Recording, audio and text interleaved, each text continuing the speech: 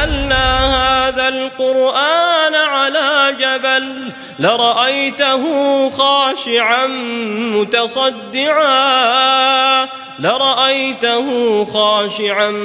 متصدعا من خشية الله وتلك الأمثال نضربها للناس لعلهم يتفكرون. Bismillahirrahmanirrahim. Assalamualaikum warahmatullahi wabarakatuh. Selamat datang sekali lagi ke channel saya, Gelora Mistik. Okey, jadi sebelum saya bercakap dengan lebih panjang lagi, izinkan saya bertanya khabar. Apa khabar korang semua? Semoga korang semua sihat, sejahtera di samping keluarga-keluarga tercinta. Dan juga tidak lupa, saya doakan semoga segala urusan tuan-tuan, puan-puan, kakak-kakak, abang-abang, adik-adik, kakak-kakak, pakcik-pakcik, datuk nenek, semoga segala urusan dipermudahkan dan semoga kalian semua dilimpahkan dengan rezeki yang luas terbentang, insya-Allah. Okey. Jadi seperti biasalah, Gelora Mistik ni, channel saya ni akan berkongsi kisah-kisah seram, kisah-kisah misteri dan kisah-kisah mistik daripada pelbagai sumber, antaranya email, kawan-kawan ataupun sesiapa saja yang berkongsi cerita ni lah. Jadi saya nak cakap sikit lah, sebelum ni ada juga ada orang tanya kan, sorry, ada saya dapat daripada komen, daripada komen-komen daripada orang kata apa, orang-orang yang menonton video saya yang mengatakan, dia kata, bang, kalau boleh biarlah post video ni 2-3 video lah seminggu. Saya minta maaf sangat, saya bukan tak nak post video. Kalau ikutkan hati saya ni, saya nak postkan seminggu tu, tiap-tiap hari saya nak post satu video. Tapi disebabkan masa tidak mengizinkan, ada urusan-urusan lain yang saya perlu selesaikan, jadi buat masa ni seminggu sekali je lah. Tapi saya pun minta maaf juga untuk minggu ni agak terlambat sebab minta maaf, saya punya gadget ataupun saya punya kamera saya rosak.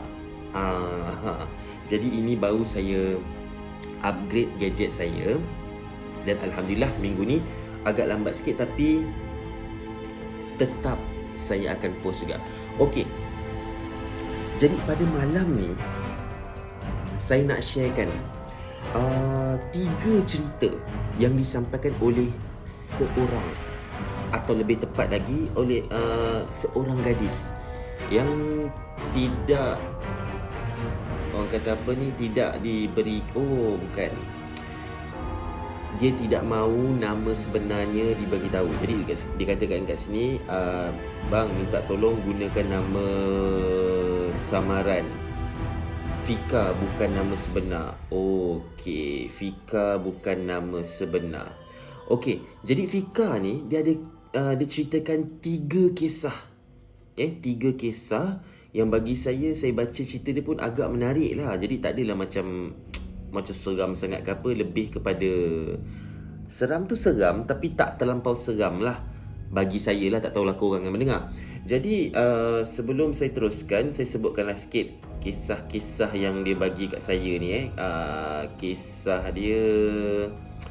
Kisah dia yang pertama berkaitan dengan ayah dia. Pasal ayah si Fika lah, yang berlaku di Kedah, di kampung ayah dia. Okey, ini menarik. Okey, yang kedua, cerita dia yang kedua berkaitan dengan mak saudara dia. Berkaitan dengan mak saudara dia, berkaitan tentang okey. Ni kalau saya bagi tahu terus tak surprise. Jadi ni saya rahsiakan dulu. Dan cerita yang ketiga agak pendek. Cerita yang ketiga memang singkat je sebab cerita dia berkaitan dengan dia ngintai, sekali benda tu ngintai dia balik.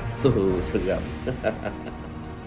Okey, untuk tidak membuang masa, sebelum saya teruskan cerita ni, ingat apa sahaja cerita yang bakal saya kongsikan dalam channel Gelora Mistik ini, ingat ia adalah sekadar perkongsian dan hiburan misteri anda.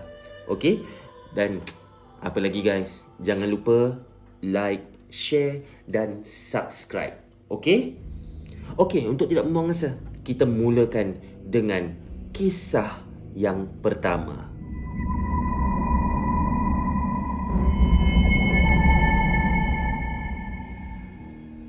Okey guys, okey, ni cerita yang pertama Kisah yang pertama ni berkaitan dengan ayah dia. Dia ceritakan kisah ayah dia di zaman dulu lah, waktu ayah dia muda ya.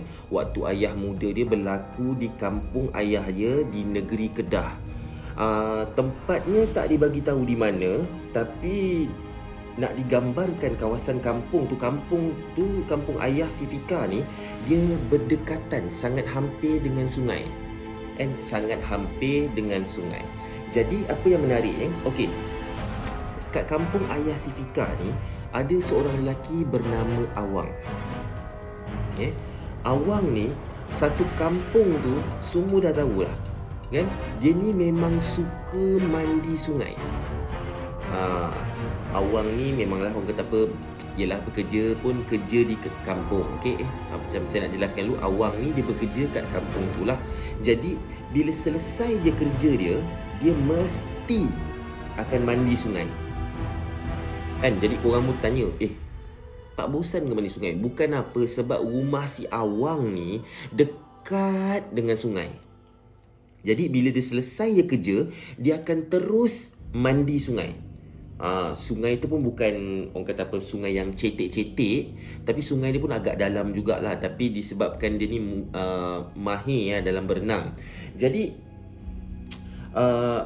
orang-orang kampung tak berapa kisah sangat lah dengan si Awang ni, sebab dia memang tahu, memang perangai, habit dia setiap kali dia balik kerja dia akan mandi sungai. Jadi orang memang dah tak kisahlah memang dia ni pun orang kampung tahu yang dia ni pandai berenang Jadi satu hari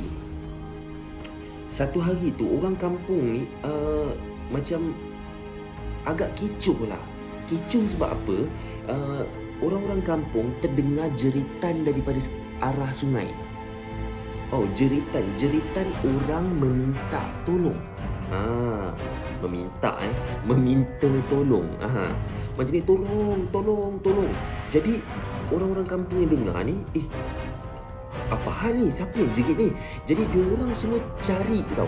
Diorang semua pergi ke arah di mana bunyi minta tolong tu datang. Jadi bila diorang tengok, bila diorang cuba dengar betul-betul, dan bunyi tu datang daripada arah sungai. Arah sungai ya guys. Jadi apa yang si Fika ni beritahu, jadi orang-orang kampung semua pergilah ke arah sungai tu. Dan apa yang dia nampak, apa yang orang-orang kampung ni nampak, termasuklah ayah si Fika ni, dia nampak kan Awang tengah lemas kat tengah-tengah sungai. Si Awang ni lemas tengah-tengah sungai. Jadi orang-orang kampung macam, si Awang ni kan pandai berenang, macam mana boleh lemas pula kan? Jadi ada orang-orang ni bercakap-cakap antara satu sama lain lah. Pada waktu yang sama tu, diorang macam fikir, ada juga orang-orang kampung yang cakap, memanglah dia pandai berenang, mungkin kaki dia cramp kot. Jadi pada waktu yang bersamaan ni, ada juga orang-orang kampung yang cuba nak turun tau. Cuba nak turun, nak tolong selamatkan. Maknanya ada orang tengah berkata macam mana ni. Orang-orang kampung sampai jadi panik disebabkan Awang ni lemas. Sebab diorang pun tahu sungai tu bukanlah cetek sangat. Sungai tu agak dalam. Jadi diorang nak tolong pun agak-agak macam, alamak, ni boleh ke kan aku nak tolong dengan aku sekali lemas? Macam tu lah orang kampung. Jadi adalah orang-orang kampung yang baru nak turun. Korang tahu, bila dia nak turun tiba-tiba ada suara datang daripada belakang diorang. Maknanya ni keadaan sungai. So orang semua tengah tengok keadaan ke arah sungai lah. Tengok Awang tengah lemas tau. Si Awang ni tengah lemas kat tengah-tengah sungai tu. Jadi diorang ni semua tengah ni, tiba-tiba diorang dengar suara kat belakang. Assalamualaikum. Dia berkata, Assalamualaikum. Orang-orang kampung ni betul dari belakang. Dia kata, Waalaikumsalam. Lepas tu orang kampung ni pelik, terkejut, campur pelik, campur hairan. Sebab orang yang tegur dia kat belakang ni Kau nak tahu siapa? Yang tegur kat belakang ni ialah Awang. Dan Awang ni cakap dengan orang kampung ni, tadi saya dengar ada orang jerit-jerit.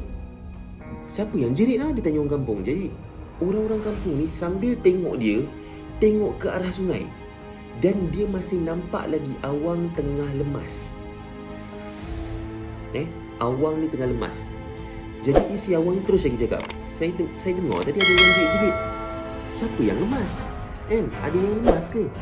Jadi orang-orang kampung ni kata, waktu tu pula lupa. Ada orang kampung yang baru nak masuk dalam sungai ni, tak jadi bila dia nampak yang atas ni Awang, yang dalam air ni pun Awang. Jadi dia macam kata apa, confused, keliru. Ni apa hal ni? Dan dia cakap, kita orang, yang si Awang ni cakap, yang korang nak turun sungai ni kenapa? Seolah-olah Awang ni yang kat atas ni, dia tak nampak apa-apa pun yang berlaku kat sungai tu. Tahu? Cerita dia lebih macam misteri lah kan? Okey. Jadi bila orang kata apa? Bila Awang tanya, orang kampung tu, salah seorang daripada orang-orang kampung tu, dia cakap, kita orang turun ni sebab nak selamatkan kau. Jadi Awang yang kat atas darat ni kata ni, selamatkan saya. Selamatkan saya kenapa? Sambil diorang semua tengok ke arah dalam sungai tu, dia tengok ke arah sungai tu, korang tahu apa dia nampak? Dia nampak Awang yang ada dalam sungai ni, dalam tengah menjerit-jerit tadi, dia diam, dia senyum sambil perlahan-lahan dia tenggelam di dalam air. Seram tak? Meremang sekejap saya cerita. Tadi baca-baca first tadi, masa saya baca cerita dia, tak berapa seram sangat. Bila dah cerita kat korang ni, terus meremang dulu roma saya. Korang bayangkan, yang Awang yang betul ada atas darat, bila dia toleh kat sungai tu, yang Awang dalam sungai tu tenggelam sambil tersenyum. Itu dia guys, kisah yang pertama. So, macam mana dengan kisah pertama? Okey. Jadi untuk tidak membuang masa, malas saya nak contoh panjang, kita teruskan dengan kisah yang kedua.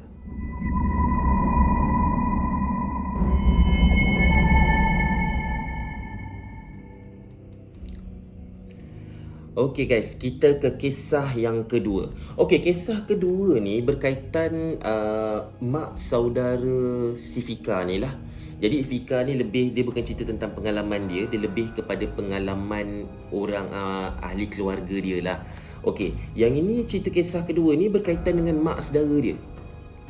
Mak saudara dia sama juga macam ayah dia tadi, waktu kisah zaman muda-mudi. Okey, jadi nak digambarkan, kisah ni berkaitan dengan mak saudara si Fika ni, waktu muda.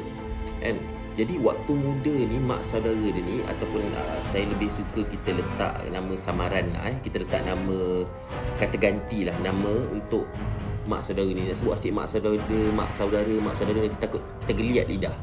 Okey. Jadi mak saudara ni kita namakan dengan nama Sofia. Okey, Sofia ni, mak saudara si Fika ni, dia waktu muda-mudi dia ni memang selalu, orang kata apa, keluar, memang selalu balik malam. Dia ni selalu balik malam, selalu keluar, bila keluar dengan kawan-kawan ke, keluar dengan boyfriend ke, apa semua, memang balik lewat malam. Jadi korang jangan tanya saya pula, mak dia orang tak marah. Itu tak diceritakan dalam ni lah. Jadi apa yang si Fika ni cerita dengan saya hanya sampaikan saja kepada kalian semua. Okey? Kalian kepada korang semua. Okey, jadi satu malam ni, macam biasalah, si Sofia ni dia balik malam selepas dia jumpa dengan boyfriend dia. Zaman dulu ni, zaman kampung kan, memang cerita dekat sini memang tak ada motor, tak ada apa tau. Memang jumpa, memang jalan berjalan kaki sepanjang jalan, redah hutan, redah semak, semata-mata nak jumpa buah hati. Jadi bila selepas dia dah selesai jumpa dia punya boyfriend lah kan, dia pun balik. Jadi bila dia nak balik ni, kalau korang tahulah, korang boleh tengok cerita-cerita dulu kan, kawasan-kawasan kampung macam kiri kanan hutan kan, depan tu ada tiang lampu. Tiang lampu tu memang ada, tapi kedudukan tiang lampu tu, satu tiang lampu ke satu tiang lampu yang lain, jauh babe. Antara satu tiang lampu nak ke tiang lampu ni memang seram, gelap gelita kan. Kalau korang tahu, siapa yang tahu kawasan kampung yang lama-lama ni, memang macam tu. Jadi bila sampai nak digambarkan kat sini, dia punya jalan-jalan dia tu sampai dia ada macam, kalau kita sekarang jambatan semua dah betar, bersimen kan, paling teruk pun bersimen lah kan. Tapi ni jalan dia macam jambatan tu, jambatan daripada titi tau. Titi, dia tak panggil jambatan, dia panggil titi. Punya klasiknya waktu tu kan.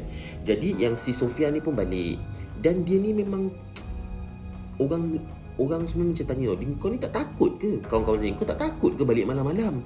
Dah lah jalan nak balik rumah kau tu gelap gelita, penuh semak samun, hutan, pokok tinggi-tinggi kiri kanan.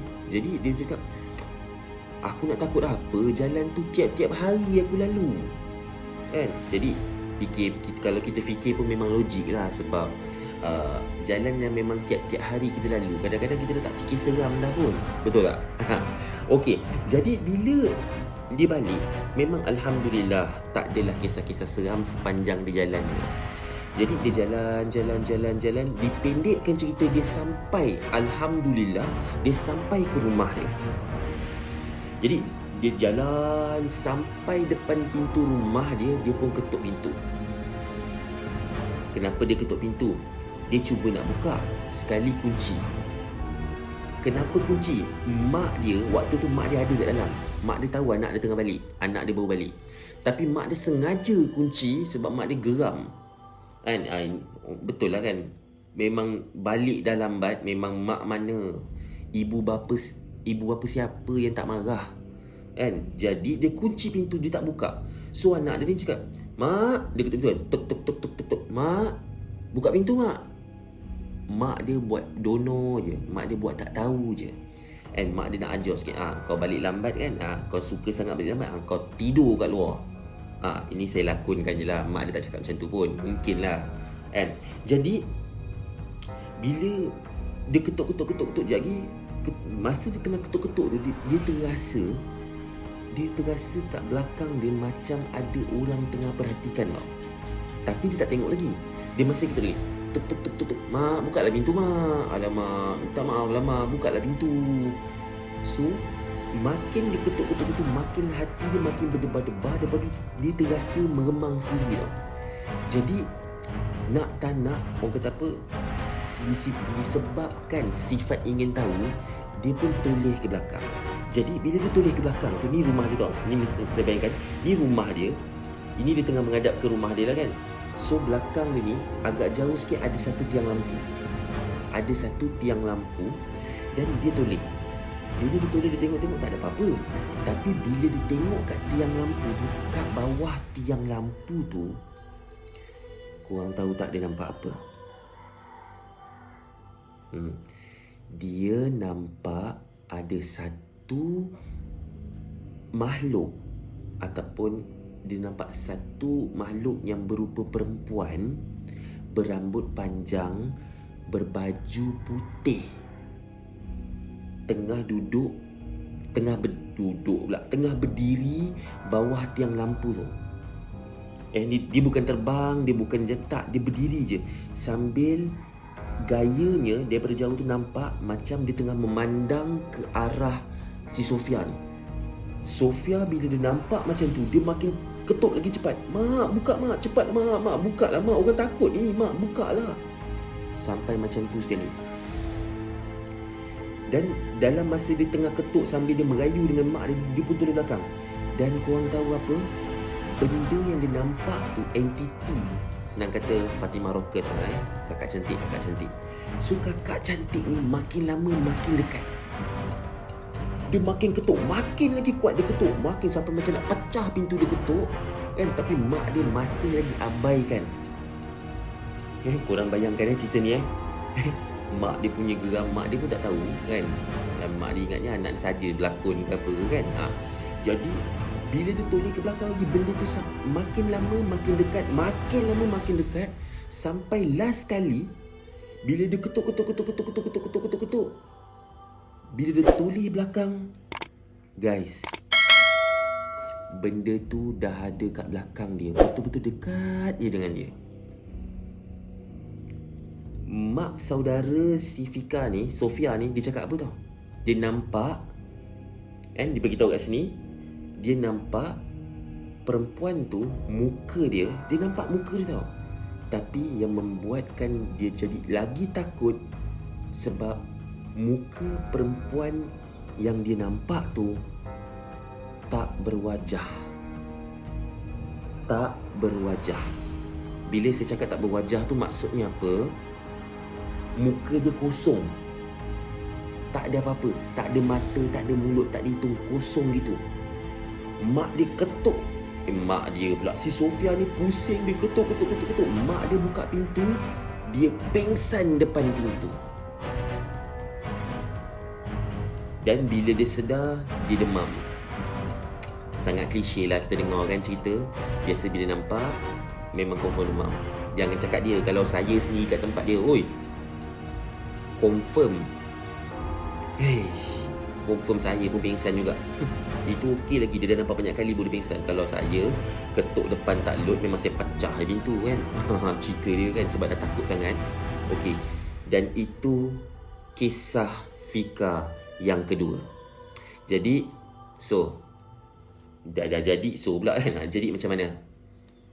Apa komen korang? Kalau korang nak komen apa-apa, boleh komen di ruang komen di bawah. Okey. Kita teruskanlah.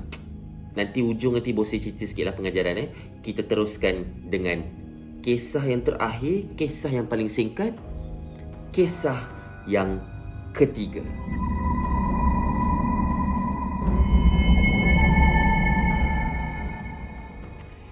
Okey guys, ini dia kisah yang terakhir.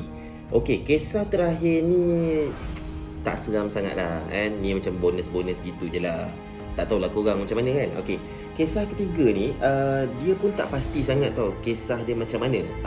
Ni apa yang dia cakap kat email ni lah. Dia cerita dia pasal mak dia. Yang ni berkaitan dengan mak dia. Apa yang berlaku ni sama juga kawasan kampung juga.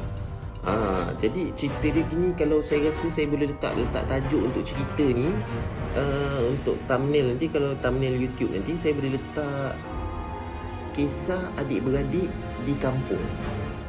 Kisah seram adik-beradik di kampung. Okey tak? Okey. Jadi kisah ni berkaitan dengan mak dia. Okey. Mak dia ni mak dia ni bercerita dengan si Fika ni. Mak dia cakap, mak tak tahulah sejak kebelakangan ni, mak selalu ternampak ada kelibat orang lalu lalang. Jadi mak dia cerita lah, mak dia ni ada nampak kelibat ada orang lalu lalang kat kawasan rumah dia. Maknanya ada kadang-kadang kat dalam rumah dan kadang-kadang ada di luar rumah. Mak dia selalu nampak kelibat-kelibat ni. Dan kelibat tu yang dikatakan kelibat tu hitam, gelap. Jadi satu hari tu mak dia tengah macam duduk kat bilik lah. Tengah duduk kat bilik, relax kan, tenang-tenang duduk kat bilik. Mak dia pun keluar bilik. So bila mak dia keluar bilik, tengah mak dia keluar bilik pergi ke ruang tamu, mak dia ternampak ada kelibat tengah melintas. Tapi kelibat ni bukan dalam rumah tau. Dia nampak kat luar rumah melalui tingkap. So, okey. Ni ceritanya agak straightforward je lah. Dia tak ada macam jalan cerita panjang-panjang sangat. Okey. Jadi mak dia macam, siapa yang lalu masa kejadian tu, mak dia tak terfikir yang benda seram tu. Dia tak terfikir pasal benda-benda mistik ke, benda-benda seram ke, benda-benda misteri gitu, tak. Mak dia fikir, siapa yang lalu, Fika ke? So mak dia mengintai. Mak dia ngintai kat tingkap. Tengok, tak ada apa-apa pula. Siapa yang lalu tadi? Lepas tu mak dia pusing. Bila mak dia pusing, mak dia ternampak lagi ada orang tengah lalu. So mak dia cakap, Fika, kau jangan main-main. Ni dah malam ni. Kau buat apa kat luar? Tu mak dia cakap lah, kan? Mak dia beletik lah, cakap, sebab mak dia fikir, ingat si Fika tu saja nak takut-takutkan mak dia, sebab Fika tu yang tahu cerita kan. Jadi mak dia macam, tak ada. So mak dia cuba ngintai tau. Sebab rumah dia ni rumah kampung, bukan rumah kampung yang macam zaman sekarang ni, batu. Dia rumah papan. So kadang-kadang ada papan tu yang agak terjarak sikit, so boleh ngintai-ngintai. So mak dia ngintai. Sebab sorry saya terlupa. Bila lagi sekali tengok tak ada, so dia pergi, mak dia pun pusing lah. Mak dia ternampak lagi benda terlintas. Mak dia memang dah geram lah. Time ni mak dia tu, anak aku nak kenakan aku ni. Jadi mak dia pergi ngintai kat celah-celah dinding yang berlubang. Bukan berlubang lah, yang agak jarak-jarak sikit tu. So mak dia ngintai. Sebab mak dia nampak macam benda tu ke arah situ lah. So mak dia ngintai. Mak dia ngintai, tapi gelap. Mak dia pelik, dinding ni kan jarang. Kenapa aku tengok luar aku tak nampak apa-apa? Mata aku tak nampak, mata aku rabun ke? Mak dia sampai cakap macam tu lah. Jadi mak dia perhati betul-betul lah. Kenapa gelap je? Seolah-olah macam dinding tu, yang aku kata dinding papan tu, yang agak jarang tu, ibaratnya macam ada orang yang tengah berdiri tau. Macam ada sesuatu lah, senang kata, ada sesuatu yang tengah lekat dengan dinding tu, yang menyebabkan bila kita dekat kan gelap. Macam contoh ni contoh ni lubang pintu, okey, ni lubang pintu kan. Jadi bila macam contoh kalau orang rapat kan bila kita tengok kan gelap, tak nampak apa-apa. Macam tu lah ibaratnya, okey. Jadi bila mak dia tengok bersungguh-sungguh tau, mak dia ni tengok apa benda ni. Sekali korang tahu, tiba-tiba mak dia terdengar suara, tengok apa tu? Meremang je saya. Cerita ni pendek. Bila mak dia tengok, bila mak dia tengok tak nampak apa-apa, tiba-tiba mak dia terdengar suara, tengok apa tu?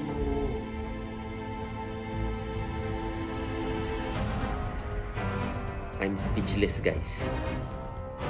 Cerita dia pendek. Tadi saya baca macam tak seram. Bunyi tu datang di balik dinding. Mak dia tak cakap banyak. Mak dia terus masuk bilik, terus tidur. Itu dia kisah terakhir daripada si Fika. Terima kasih lah kepada korang yang menonton cerita saya daripada mula sampai habis. Kan? Jadi apa yang saya boleh ceritakan sikit lah tentang pengajaran daripada kisah yang pertama tadi. Kalau kita tengok kisah yang pertama tadi berkaitan dengan ayah dia, kan? Tapi cerita yang pertama ni sebab diingatkan awang tu lemas, tapi rupanya awang yang lemas tu ialah benda alam lain, benda alam sebelah, makhluk alam sebelah, lebih tepat lagi lah makhluk alam sebelah yang saja nak mengelirukan manusia. Kan? Jadi kita jangan mudah terpedaya. Apa-apa kalau macam kita dengar ada orang panggil-panggil ke, tapi tindakan ni okey lah sebab orang kampung datang beramai-ramai kan. Tapi sekarang cerita dia orang kampung ramai-ramai kena prank dengan makhluk alam sebelah. Itu kisah yang pertama lah. Jadi kita kena berhati-hati. Yang kisah yang kedua pula, iktibar ataupun pengajaran yang boleh dapatkan daripada kisah kedua ni, guys, tak kisahlah awak tu anak dara ke, anak bujang ke, memang tak elok balik malam. Kan? Lagi-lagi terutamanya anak dara lah. Kan? Lelaki ni memanglah tak elok juga, tapi jarang disebut-sebut, jarang habis-habis pun mak ayah bising gitu. Tapi kalau perempuan, dia bukan sekadar mak ayah bising, malah nanti dia akan, orang kata apa, membuatkan orang berkata yang bukan-bukan tentang kita. Kita pula tentang anak dara tu, dan secara tak langsung memburukkan, mengaibkan nama mak ayah. kan, tercela nama mak ayah, kan. Mulalah nanti orang cakap tak kerti jaga anak lah, apalah. Itu kisah yang kedua. Untuk kalau kisah yang ketiga, pengajaran dia, kalau korang malam-malam nampak ada benda lintas-lintas, tak payahlah nak intai-intai. Itu saja Cik Naas. Dah jadi macam mak si Fika ni. Tak pasal-pasal ada benda cakap tengah buat apa tu, tengok apa tu. Tak ke gila. Okey guys, jadi saya rasa sampai di sini saja pertemuan kita untuk kali ini. Saya minta maaf sekali lagi untuk korang-korang semua yang mana yang tertunggu kisah-kisah saya ni. Saya minta maaf sangat-sangat kan, sebab ada urusan dan masalah gadget saya yang rosak. Alhamdulillah saya baru lepas upgrade gadget saya. Okey, jadi InsyaAllah kita akan berjumpa di next video saya. Tapi sebelum tu saya ingatkan lagi, apa saja yang saya kongsikan dalam channel saya ni, ingat ia adalah sekadar perkongsian dan hiburan misteri anda. Dan jangan lupa kan, bagi mereka yang nak share lagi cerita, nak share cerita-cerita seram, cerita-cerita mistik, cerita-cerita misteri, boleh terus emailkan pada saya. Mungkin boleh DM saya di Instagram, ataupun boleh IM saya di Facebook, ataupun boleh WhatsApp saya, ataupun cerita korang panjang macam cerita Fika ni yang suka buat karangan ni, boleh emailkan pada saya. Segala apa yang saya sebutkan, FB saya, email saya, Instagram saya, nombor telefon saya akan letak di ruang description di bawah. Dan jangan lupa guys, support channel saya ni agar saya dapat terus sharekan konten-konten seram yang lebih menarik. InsyaAllah kita doakan yang baik-baik. Jangan lupa guys, like, share dan subscribe. Kita jumpa di next episode. Assalamualaikum warahmatullahi wabarakatuh.